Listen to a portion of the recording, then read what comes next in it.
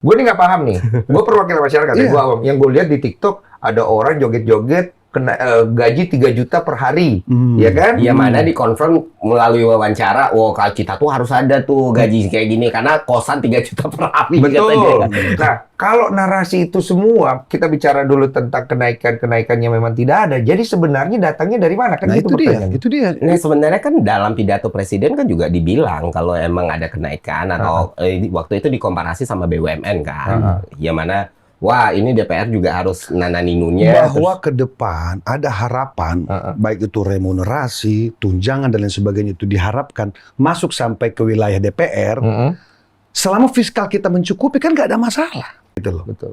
Nah, yang saya ingin sampaikan gini, apa salah kalau kemudian representasi masyarakat dalam hal ini teman-teman DPR bergembira karena pidato kenegaraan Bapak Prabowo Subianto sangat paripurna, sangat paripurna. Apa isinya pidatonya? 10 bulan kinerja beliau semua luar biasa. Beliau bicara tentang soal hilirisasi, Pak. Ya. Hari ini kita tahu, Bang Densu, rata-rata kalau kita bicara potensi ekonomi selalu mulainya dari kota. Nah, melalui hilirisasi pangan, melalui koperasi, artinya ada potensi ekonomi yang terbangun, tumbuh di pojok-pojok desa, Iya, betul. tumbuh di kampung-kampung.